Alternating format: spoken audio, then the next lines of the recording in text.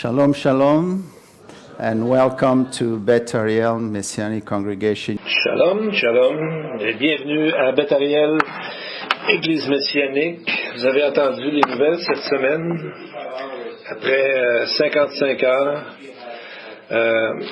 le djihad islamique a envoyé des centaines de roquettes sur Israël, et les Israéliens ont été obligés de se cacher dans des abris. On voit qu'ils envoient ça sur des gens, des civils. Et on sait que Dieu a mis des gardes sur les murs. C'est pour ça que j'aime aller là-bas, parce que je sens que Dieu protège Israël. Et quand Israël frappe, il frappe de façon très précise. Et il voit qu'il n'y a pas de civils, alors à ce moment-là, il attaque et non pas l'inverse. Il y a parfois des erreurs, mais c'est rare. Donc on voit que c'est le contraire de ce que les terroristes font. Ils attaquent souvent des endroits où il y a des civils. Donc ils ont besoin de nos prières. Le pays a besoin de nos prières et des gens qui sont là-bas. Donc on va aller dans 2 Samuel, des chapitres 13 à 15. C'est une portion assez spéciale des Écritures.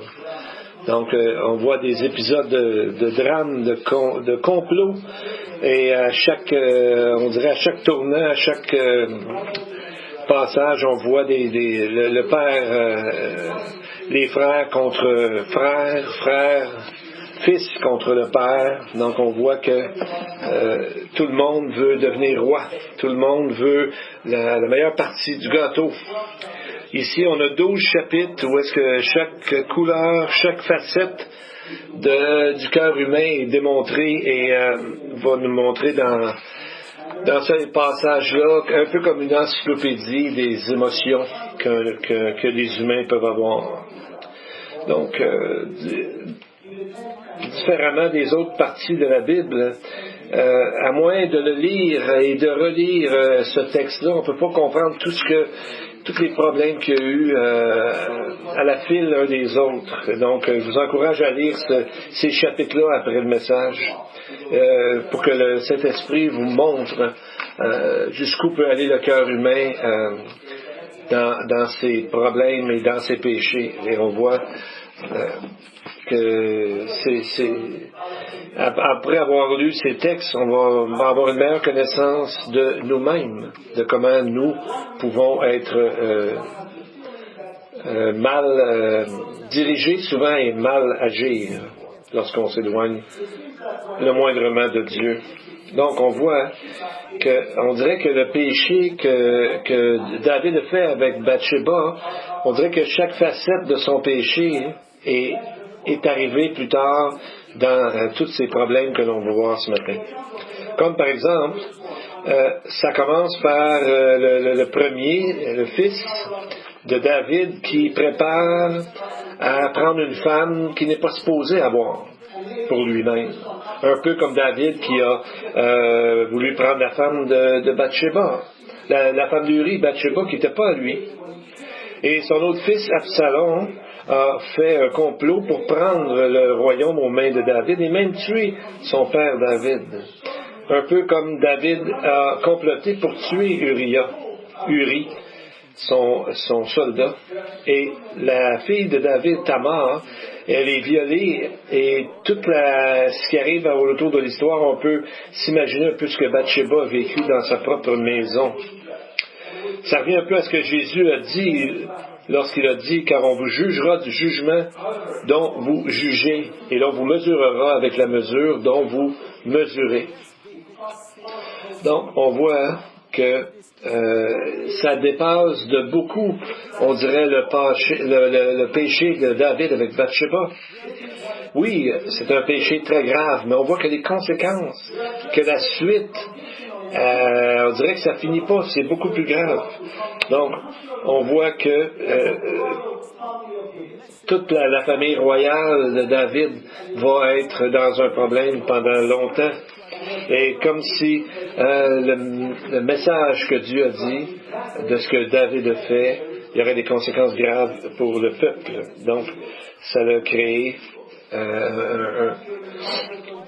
un ensemble de faits contre David dans ce qu'on voit dans l'histoire qu'on va voir. Donc, c'est comme un peu les plaintes de Job. Job avait avoué son péché, mais il ne pouvait pas comprendre comment ça se fait qu'il a perdu autant alentour de lui. Et on voit que même ses amis étaient là en train de l'accuser de plus en plus, mais nous savons que derrière ça, il y a le malin qui se sert des moindres situations pour essayer de détruire celui qui aime Dieu. Donc, on voit que la présence de Dieu, c'est le point culminant, le point important de cette histoire, c'est que Dieu est toujours là à travers tout ça. Donc, on voit, à travers tout ce qu'on va lire, c'est très difficile, très négatif. On cherche une solution. On cherche quelqu'un qui pourra régler le problème.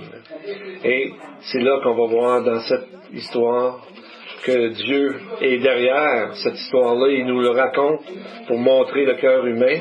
Et en même temps, il nous dit qu'il est toujours là, même dans les pires moments. Donc, c'est comme si, même si David était sur le bord du précipice, Dieu ne le laissera jamais tomber. Donc, on va voir maintenant la crème sur le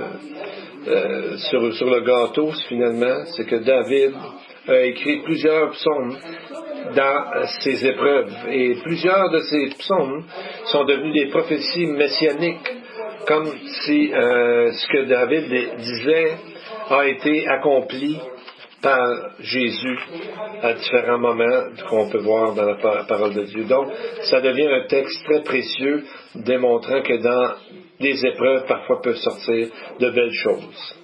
On va commencer par le verset 1 du chapitre 13. Après cela, voici ce qui arriva. Absalom, fils de David, avait une sœur qui était belle et qui s'appelait Tamar. Et Amnon, fils de David, l'aimait. Donc, ça commence un peu comme une histoire de Roméo et Juliette, mais il y a quelque chose de vraiment terriblement pas correct dans cette histoire. Parce que les deux, Absalom et Amnon, sont des fils de David, et Tamar est donc la demi-sœur de Amnon. Donc, c'est sa sœur, c'est dans la même famille. Et c'est là qu'on voit que les rabbins, les commentateurs rabbins, ils ont été embarrassés par cette relation, puis ils ont essayé de dire que c'était pas vraiment la fille de David, mais c'était la fille d'Absalom avec un autre père, dans le fond, qui aurait eu une autre mère à ce moment-là. Mais c'est pas ce que le texte nous dit. Le texte nous dit que Tamar était était la sœur de Amnon. Donc, le texte, et on voit que David ne confronte pas directement son fils. Comme le proverbe 16-22 dit, mais l'instruction des fous est folie. Donc on voit que David n'a pas voulu adresser direct le problème à son fils immédiatement. Alors, Amnon n'était pas seul dans cette histoire-là. Et c'est là qu'il y a un autre qui arrive au verset 3, c'est son cousin, Jonadab, qui dit qu'il était très rusé. Donc, en hébreu, c'est le mot méod, donc très rusé. En fait, ce qu'il fait est un plan de destruction pour Israël au complet. Voit qu'Amon cherche à approcher sa demi-sœur. Et voici comment il approche Amnon. « Ô fils de roi, pourquoi deviens-tu ainsi chaque matin plus maigre, toi, un fils de roi ?» Verset 4. Donc, on voit qu'il l'appelle fils de roi, parce qu'Amnon était celui qui était le prochain, qui aurait pu être roi selon la lignée, la descendance, en étant le premier-né de David. Et il n'y a rien de plus, il n'y a rien de plus dangereux d'un sens que la flatterie, lorsque la folie est déjà dans le cœur de quelqu'un. Et c'est là qu'on voit que le texte qui nous dit que les mauvaises compagnies corrompent les bonnes mœurs lorsqu'on on écoute des conseils de gens comme ça. Le mot Jonadab, il n'a pas fini de faire le trouble. On va voir un peu plus tard dans le passage qui va revenir. Et si on regarde les noms, Jonadab veut dire Jéhovah nous pousse à aller plus loin. Mais en réalité, cet homme était poussé par ses propres ambitions. Il y avait un agenda caché, comme on va voir plus tard. Amnon vient du mot Amen et veut dire fidèle. Mais on voit qu'il était fidèle à lui-même seulement. Et Absalom, on voit qu'il veut dire le père de paix. Mais ce qu'il fait, c'est pas la paix, c'est de tuer son propre père. Donc on voit que cette histoire qu'on va voir est très racontée de façon méticuleuse. Il y a à peu près 19 versets qui, dans le fond, ça ne nous tente pas vraiment de lire, mais qui vont nous expliquer tout ce qui est arrivé. Et on voit dans l'histoire que Amnon est tombé en amour avec Tamar et il a fait semblant d'être malade et ensuite elle arrive, il fait une demande qu'elle vienne préparer des gâteaux dans sa maison. Au verset 8 et 9, on voit qu'elle a pris la pâte, elle l'a pétrie, elle a préparé devant lui des gâteaux, elle les a fait cuire, ensuite elle a pris la poêle et elle les a mis devant lui. Donc, ça nous tente, si on a déjà lu l'histoire, ça nous tente quasiment d'aller là puis de dire d'arrêter cette folie, mais on voit que cette histoire nous montre que où est-ce que le péché mène à la mort, mène à quelque chose de grave. Nos pensées sont un peu comme ceux qui amenaient les sacrifices au temple pour demander à Dieu de couvrir le péché. Pendant qu'ils attendaient en ligne, ils entendaient les cris des animaux, parce que l'animal en train d'être égorgé crie, et ils voyaient aussi le sang qui coulait de l'autel. Donc ils savaient le prix du péché, ils le vivaient en étant en ligne pour aller au temple pour amener leur sacrifice. Et tout ça à cause que le péché était là. Donc c'est là qu'il faut aller à Dieu, comme ces gens-là allaient au temple pour enlever ce péché par justement un sacrifice, par justement demander à Dieu qu'il nous délivre de ce péché. Et on va voir comment, après l'avoir aimé tellement, on va voir qu'après, il l'a haï. On voit, il a appelé au garçon Amnon, il dit au garçon qui le servait, qu'on éloigne de moi cette femme-là et qu'on la mette dehors. Il ferme la porte après elle. Mais le mot femme, dans le texte, c'est pas comme ça, c'est le mot ezot en hébreu, c'est comme un objet, comme une chose. C'est comme enlève cette affaire-là devant moi. Il la voit même plus comme une femme, alors que avant, il la convoitait pour l'avoir. Donc, on voit que ce qui arrive là-dedans, c'est qu'Absalom, dans son cœur, se met à germer un désir de vengeance. Mais sur le coup, Absalom ne dit rien. Et par contre, il s'en va. On a vu dans le titre le fou, le renard et celui dont le cœur, dans le fond, le cœur a failli, dans le sens de la faiblesse. Donc on voit que dans ces trois personnes-là, Amnon, c'est le fou. Et on voit dans les versets 13-22, Absalom ne parla ni en bien ni en mal avec Amnon, mais il le prit en haine parce qu'il avait déshonoré Tamar, sa sœur. Donc, on voit qu'Absalom, c'est un des pires haines qu'il peut y avoir. Il en parle même pas à son frère, mais il garde ça dans lui. Et il attend 2 ans, en fait, afin que tout le monde a à peu près oublié ce qui est arrivé. Et à ce moment-là, il vient en action et il tue son frère. Et on voit qu'il a fait encore un plus grand complot que de simplement tuer son frère. parce qu'au verset 23, on voit qu'il a organisé une grande tonte de moutons. Et que c'est un événement annuel très couru, très important. Et il a insisté pour que son père vienne aussi à cette fête. Mais ça n'a pas fonctionné, son père n'est pas allé, mais on voit que Absalom voulait le tuer et prendre le royaume. Et on voit que ce qui est arrivé, c'est que après ça, on va voir plus tard que Absalom est revenu puis il a pris le royaume et David est obligé de s'en aller pendant un bout de temps. Donc, on voit que le silence est quand même, extérieurement, ça ne paraissait pas, mais en dedans de lui, il germait la vengeance. Et comme Jésus a dit, si on commence par avoir gardé de la haine, ça peut finir par un meurtre. C'est ce que Absalom ici a fait avec son frère, et c'est ce qu'il voulait faire même avec son père. Et donc, plusieurs avaient oublié cette histoire-là. On sait que Dieu sait ce qui se passe dans notre cœur, même si on ne dit rien extérieurement.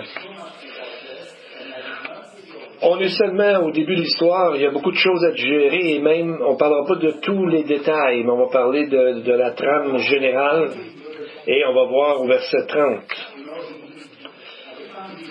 Quand Absalom a tout emmené ses frères loin de Jérusalem, et là il tue Amnon, mais quand la nouvelle arrive à David, on lit au verset 30, comme ils étaient en chemin, le bruit parvint à David qu'Absalom avait tué tous les fils du roi et qu'il n'en était pas resté un seul. Donc, imaginez la réaction de David quand il apprend que tous ses fils sont morts. Qui va prendre le royaume à la suite? Salomon n'est pas encore là dans l'histoire. On va apprendre plus tard que c'est lui qui va bâtir le royaume. Donc c'est là qu'on lit la suite du texte. Le roi se leva, déchira ses vêtements et se coucha par terre. Et tous ses serviteurs étaient là, les vêtements déchirés. Donc on voit quelle douleur que David a dû ressentir. Ça a dû lui enlever plusieurs années même à sa vie, tel problème, tel événement. Donc on voit que Jonadab, tout à coup, le cousin là, qui a créé tous les problèmes, il réapparaît. Et il dit à David que mon Seigneur ne pense pas que tous les jeunes gens, tous les fils du roi ont été tués, car Amnon seul est mort. Et c'est l'effet d'une résolution d'Absalom depuis le jour où Amnon a déshonoré Tamar, sa sœur. Donc seulement Amnon est mort et pas tous les fils, pas tous ses frères. Donc c'est la première fois qu'on lit, si c'est la première fois qu'on lit cette histoire, on passe d'une émotion à l'autre parce que avec David, on croit le premier messager, on se sent pas bien, mais ensuite on a comme certaines joies d'apprendre qu'ils sont pas tous morts. Mais là, on voit que quand même, c'est pas quand même joyeux ce qui se passe. Et on voit, comme il achevait de parler, les fils du roi arrivent, ils élevèrent la voix et pleurent. Le roi aussi, tous ses serviteurs, versent d'abondantes larmes. Mais on peut se dire, comment ça fait que Jonadab savait déjà qu'est-ce qui est arrivé? Donc, peut-être qu'il était arrangé avec Absalom déjà, peut-être qu'il y avait une espèce d'entente entre les deux pour que Absalom le mette dans une place privilégiée dans son royaume. On ne sait pas tout ça. Mais on voit que Jonadab est celui qui a commencé tout le problème, et là on voit qu'il veut sortir de cette histoire comme un héros. Vous allez voir. Tout de suite après qu'il a dit à David de ne pas s'en faire, parce que seulement un de ses fils est mort, on voit que les fils de David, lorsqu'ils s'en venaient, comme on a vu tantôt, Jonadab sautait sur l'occasion et il dit, vois, tous les fils du roi s'en viennent. Donc, comme ton serviteur a dit, et on voit que c'est vrai. Donc, c'est un peu comme si Jonadab se disait, tu vois David, moi je suis un prophète. Donc, on voit que Jonadab, dans le fond, c'est quelqu'un qui a plusieurs visages, comme un caméléon qui s'adapte à la situation pour son propre bienfait à lui.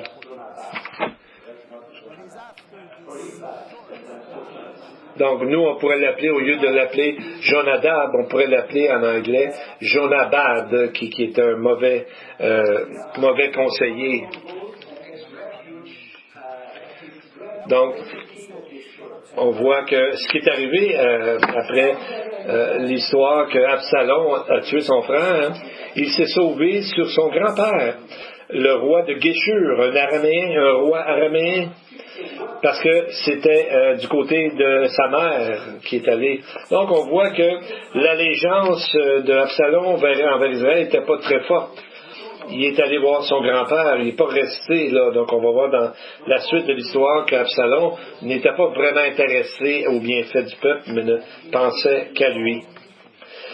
Et on voit que David, qui est un être sensible, plein d'amour, et on voit dans le verset 39, le dernier verset du chapitre 13, « Et le roi David languissait d'aller vers Absalom. » Donc, dans le mot hébreu, ça semble dire que ça le consumait. C'était très fort. Il voulait revoir son fils.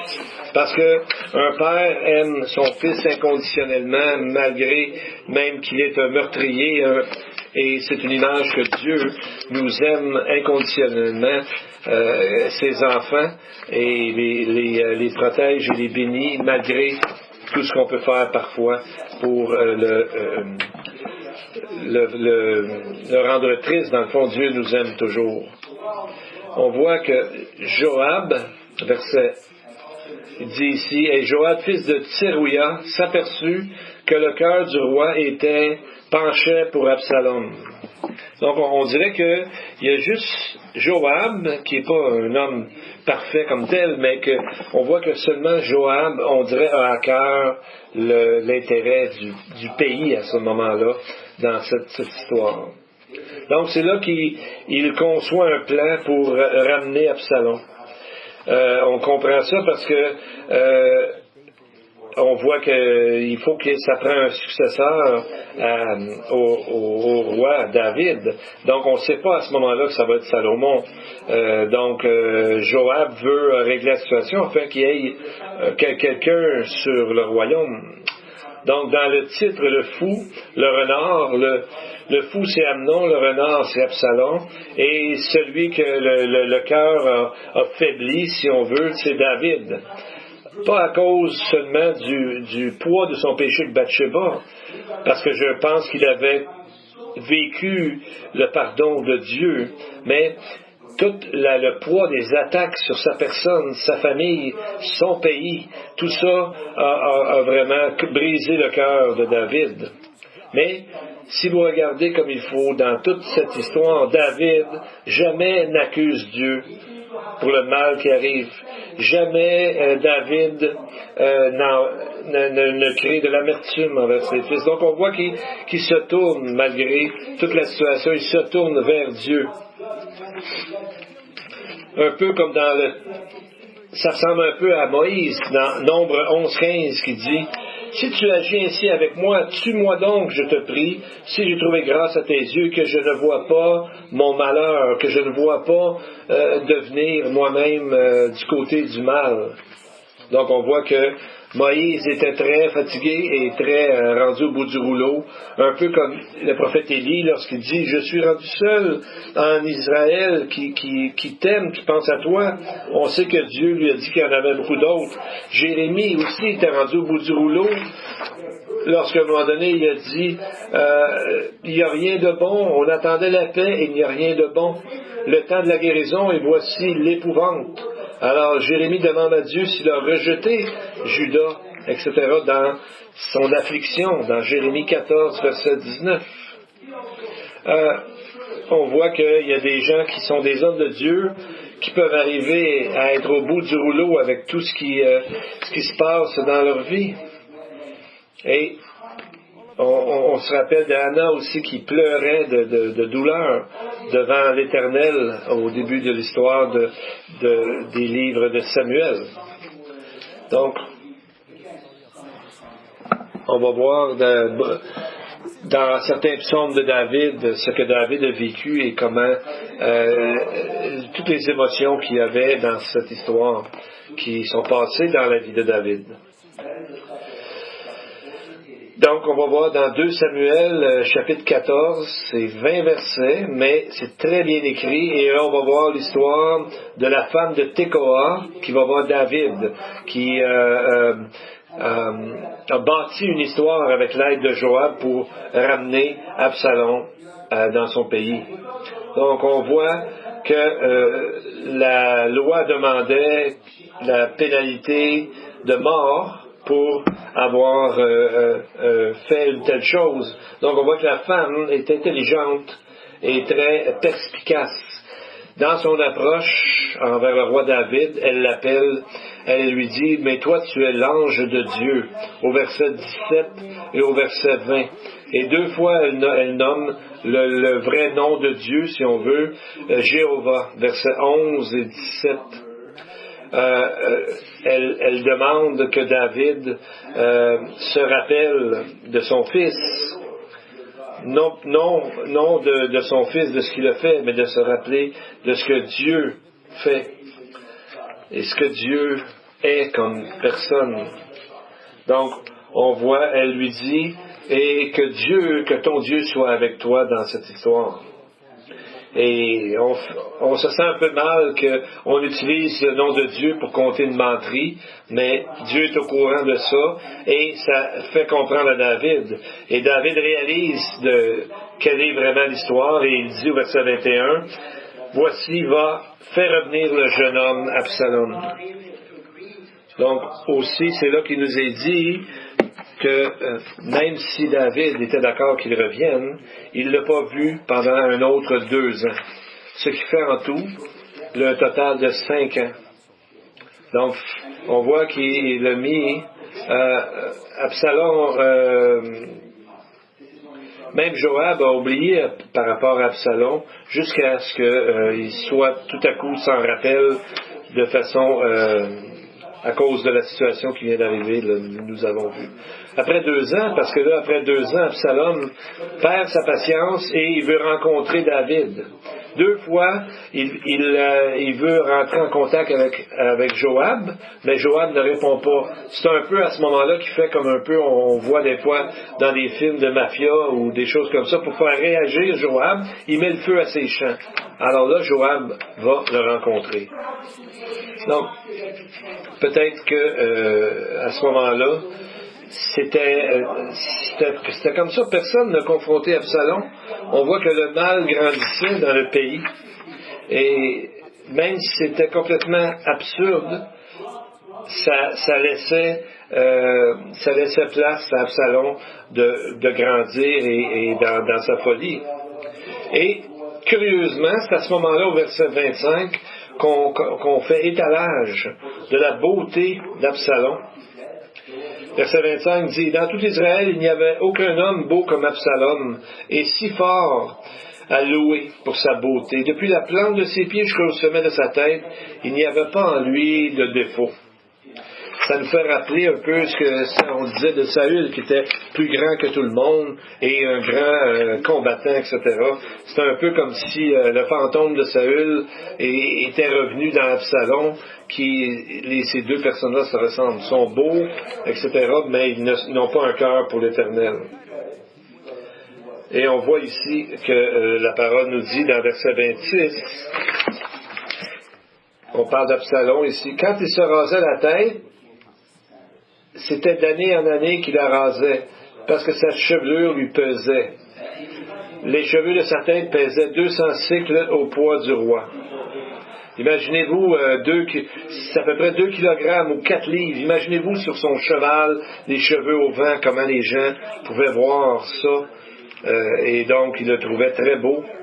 Et on dirait qu'il a gagné des cœurs par ce qu'il était un gars qui était beau, dans le fond. C'est pas la façon qu'on doit regarder les gens, mais on voit que le peuple regardait comme ça. Absalom dérobait les cœurs des hommes d'Israël, chapitre 15, verset 6, et au verset 13, les cœurs des hommes d'Israël suivaient Absalom.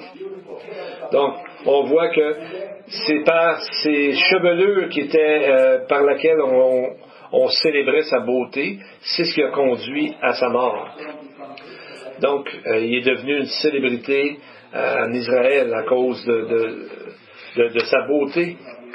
Et on voit que ça nous fait penser un peu à un fruit qui est en Afrique, qui est en Afrique, qui s'appelle le fruit de la saveur, si on veut.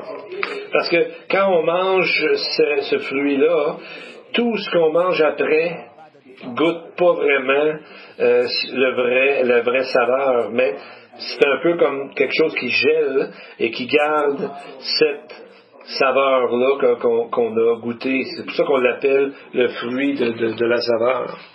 Donc, quoi que ce soit qu'on goûte après, ça goûte pas vraiment ce que c'est. Donc, ça a l'air d'un fruit très bon au début, mais on voit que ça change tout notre goût pour tout le reste qui suit. On va voir comment le chapitre 15 commence. Et il arriva après cela qu'Absalom se procura des chars et des chevaux, et 50 hommes qui couraient devant lui. Ça, c'est comme l'accomplissement d'une prophétie que Dieu avait déjà donnée à travers le prophète Samuel par rapport au fait lorsqu'ils ont voulu se choisir le roi. Dieu avait dit dans 1 Samuel 8, verset 11, « Il prendra vos fils, les mettra sur ses chars et parmi ses cavaliers, afin qu'ils courent devant son char. » C'est exactement, presque mot à mot, ce que Absalom a fait ici, mais il n'était même pas encore un roi, imaginez-vous. Mais dans les prochains 2 versets, il nous est dit qu'Absalom se levait de bonne heure et se tenait à côté du chemin de la porte. Donc la deuxième chose qu'il a fait, c'est qu'il amenait les gens à aller vers lui. Il les attirait vers lui en disant « Moi, je vais régler vos problèmes. » Il disait aux gens qui passaient « Vois, tes affaires sont bonnes et justes, mais tu n'as personne pour les entendre de la part du roi. » Alors il disait « Oh, pourquoi ne m'établit-on pas juge dans le pays? Alors tout homme qui aurait une cause ou un procès viendrait vers moi, et je lui ferais justice. » Donc on voit, c'est la rébellion. C'est la rébellion qui est pire que dans le fond, ce que le texte que Samuel a dit, que la divination et ces choses-là sont pires, dans le fond, que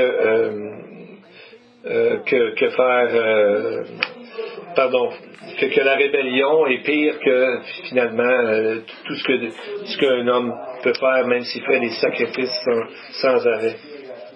Au verset 7 et 8, on va voir ce que Absalom a fait comme complot. Absalom dit au roi, « Je te prie que je m'en aille, que j'acquitte à Hébron mon vœu que j'ai voué à l'Éternel. Car j'ai fait un vœu à l'Éternel quand je demeurais à Guéshur en Syrie, en fait chez son grand-père, en disant, si l'Éternel me fait retourner à Jérusalem, je servirai l'Éternel. » Donc, on sait que c'est un gros mensonge. Et en plus, se sert du nom de Dieu 2 fois en vain. Et pas seulement une fois, mais 2 fois. Et ensuite, on lit qu'il arriva au bout de 40 ans, qu'Absalom dit au roi. Mais on sait qu'il n'y a pas eu 40 ans. Il y a des traductions qui ont changé ça pour 4 ans, pour faire pour être plus proche de l'histoire. Mais pourquoi c'est écrit 40 ans? Il y a un commentateur rabbin qui a dit qu'il y avait 40 ans entre Saül et Absalom. Ça se peut, mais c'est fort probablement à cause du nombre 40 que nous savons, c'est un nombre de tests, d'épreuves, comme le peuple dans le désert. Et qu'Absalom voulait être roi, mais finalement il ne sera jamais roi vraiment. Alors, ça va plus loin. Au verset 10, Absalom envoya des émissaires, des éclaireurs, dans le fond, dans toutes les tribus d'Israël, disant, « Quand vous entendrez le son de la trompette, vous direz, Absalom règne à Hébron. » Et en plus, il invite 200 personnes dignitaires, 200 VIP, si on veut, de Jérusalem, pour venir avec lui à Hébron, pour donner l'impression qu'il est le roi. Tout un gros show, un gros spectacle. Mais la Bible nous dit, et ces gens-là, par contre, ils allaient dans leur simplicité, ils ne savaient rien de l'affaire. Donc, il les a trompés. Et c'est à ce moment-là que le renard devient à son tour un fou. Et regardez bien, il essaie de gagner le cœur du peuple. Et pour la deuxième fois, David est obligé d'aller se cacher. Au verset 14, David dit à tous ses serviteurs qui étaient avec lui à Jérusalem, « Levez-vous, fuyons, car nous ne serions échappés devant Absalom. Hâtez-vous de vous en aller, de peur qu'il ne se hâte et ne vous atteigne, et ne fasse tomber le malheur sur vous, et ne frappe la ville par le tranchant de l'épée. » Donc, on voit que c'est le péché fait changer une personne très rapidement. Et on voit que, ça ne fait pas longtemps, David est entré à Jérusalem en dansant devant l'arche, etc. Et tout à coup, là, on est rendu dans des histoires terribles. Donc, on voit que le péché, ça va rapidement. Et ça peut aller très rapidement, comme un feu qui prend vite. Et on voit les versets suivants. « Et tout le pays pleurait à haute voix, et tout le peuple passait. » Donc, c'est comme s'il n'y avait plus de possibilité de paix et de joie. Et au verset 30, on voit un peu plus loin, David montait par la montée des oliviers, montant et pleurant. Et il avait la tête couverte, il marchait nu-pieds, et tout le peuple qui était avec lui montait, chacun ayant sa tête couverte, et en montant, il pleurait. Donc, c'est lorsque 2 Samuel en arrive à un endroit de très terrestre, très mondain, à quelque chose d'extraordinaire. C'est là qu'on commence à voir Jésus en tant que sauveur du monde. C'est la première fois dans la Bible qu'on parle du mont des Olives. Est-ce que ce n'est pas sur ce même mont que Jésus a quitté ce monde après avoir été rejeté par son propre peuple? Donc on voit que l'histoire commence à montrer vraiment, nous pointer vers le Messie. Au verset 31, on voit une autre chose qui arrive, c'est que même un ami proche et un aviseur qui fait défection et qui s'en va avec Absalom. Et on rapportait à David en disant, Achitophel est parmi les conjurés avec Absalom. Mais David dit, Éternel, je te prie, rends vain le conseil d'Achitophel. L'histoire d'Achitophel est une histoire triste de quelqu'un qui perd beaucoup de bénédictions. En fait, il s'est suicidé. Si on regarde, quand Achitophel vit que son conseil n'était pas exécuté, il sella son âne et se leva et s'en alla en sa maison, dans sa ville. Il donna des ordres à sa maison et s'étrangla et mourut. Et il fut enterré dans le sépulcre de son père. Est-ce que ça ne fait pas penser à un ami très proche de Jésus, Judas Iscariote, qui lui aussi a été rejeté par les chefs religieux et qui est allé se tuer lui-même? Donc, ça fait passer une histoire que j'ai déjà lue d'un voleur qui a décidé d'aller voler, puis il a dit, c'est dans lui-même, son plan, je vais lui donner $10 pour lui demander du change. Et quand il va rouvrir la caisse, je vais tout voler l'argent qu'il y a dans la caisse. Mais ce qui est arrivé, c'est que son plan a fonctionné. Mais tout ce qu'il y avait dans la caisse, c'était $4,34. Mais lui, il avait donné 10 piastres. Donc, ça veut dire que le vol, dans le fond, il a seulement volé. Il a pu voler $5,66. Donc, il a perdu en volant. Son plan n'a pas fonctionné. Donc, on voit, il y a à peu près la suite, pas la suite, mais la conséquence de cette histoire, c'est qu'il y a à peu près une douzaine de psaumes qui ont été écrits par David qu'on appelle les psaumes de l'exil. Si on regarde par exemple le psaume 35, David se plaint à Dieu qu'il y a tellement de gens qui l'haïssent et même qui l'insultent et qui veulent le tuer alors qu'il fuyait Jérusalem. Il dit au verset 19, « Que ceux qui sont à tort, mes ennemis, ne se réjouissent pas à mon sujet, que ceux qui me haïssent sans cause ne m'insultent pas du regard. » C'est les mêmes mots qui ont été attribués à Jésus, notre Messie, lorsqu'il a été rejeté. Jean 15, 25 nous dit, « Mais cela est arrivé afin que s'accomplisse la parole qui est écrite dans leur loi. Ils m'ont haï sans cause. » Donc, c'est ce que David avait dit dans son psaume par prophétie, dans le fond, par révélation. Donc, on voit, ça a été accompli dans la vie de Jésus, cette expérience que David a vécue.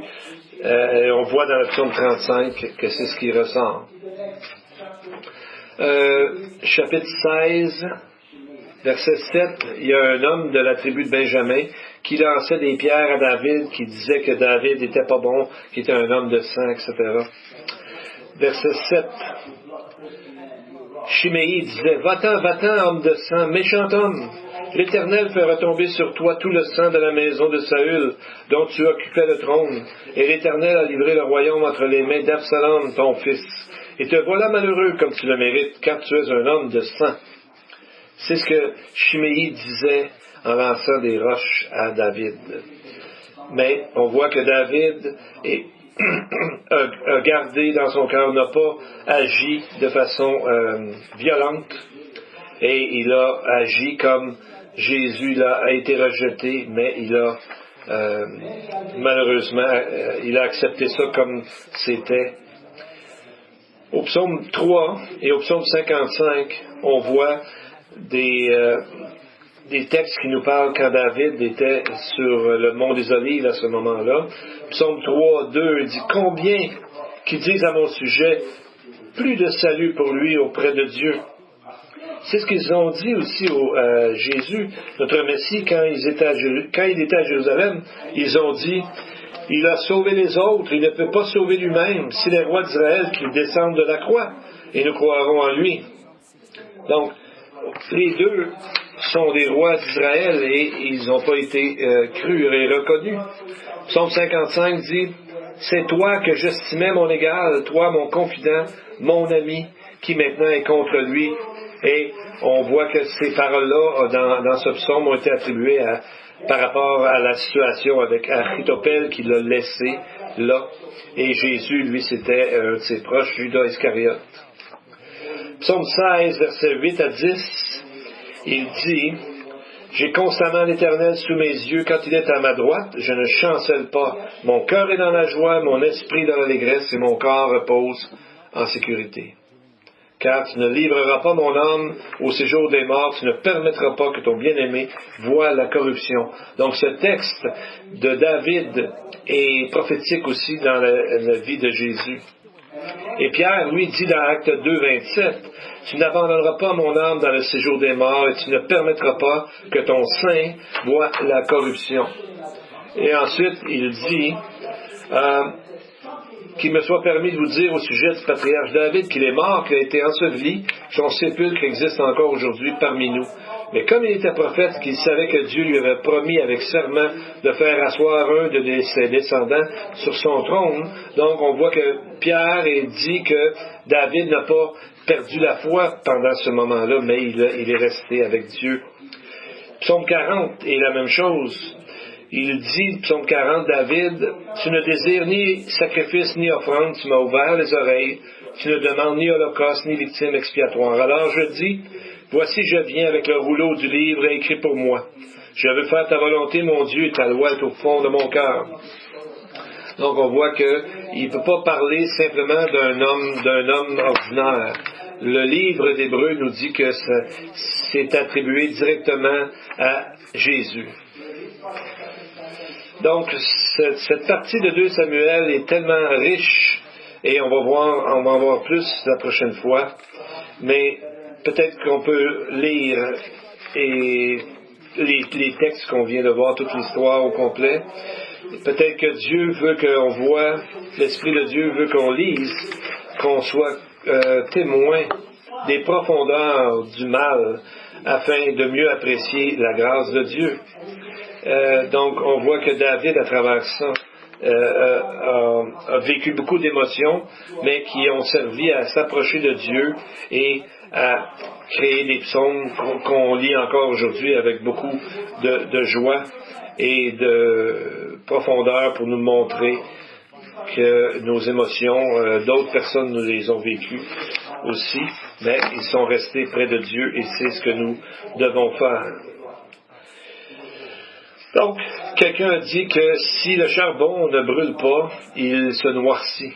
Donc, on voit que les mauvaises influences autour de nous peuvent influencer notre cœur, peuvent noircir notre cœur et vont nous affecter d'une façon ou d'une autre un jour dans notre cœur.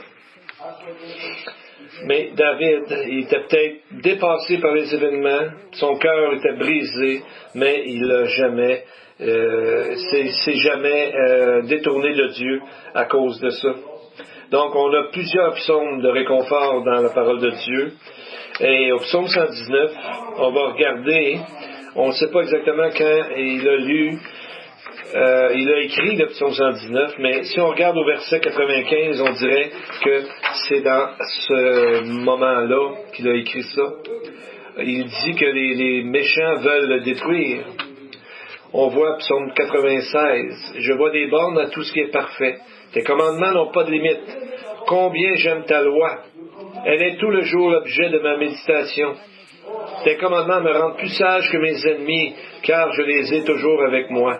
Je suis plus instruit que tous mes maîtres, car tes préceptes sont l'objet de ma méditation.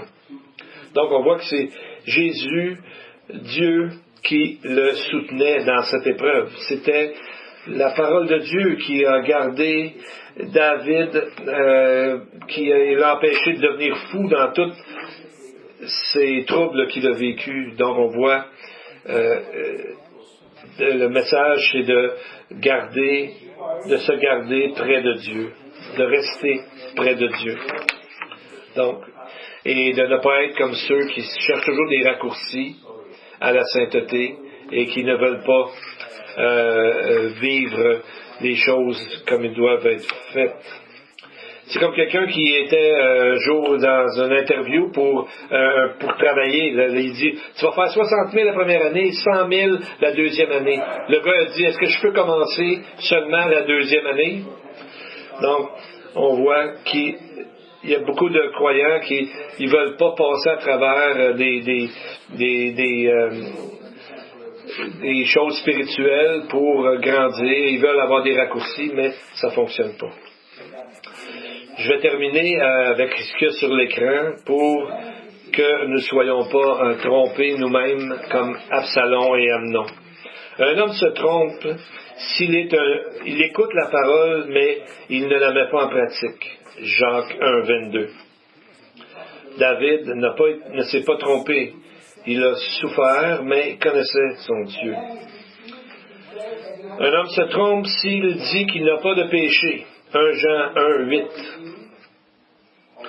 Quelqu'un pense qu'il est sans péché, qu'il est immunisé contre le péché, ça n'existe pas. Un homme se trompe quand il pense qu'il est quelque chose qu'il n'est pas. Galates 6, 3.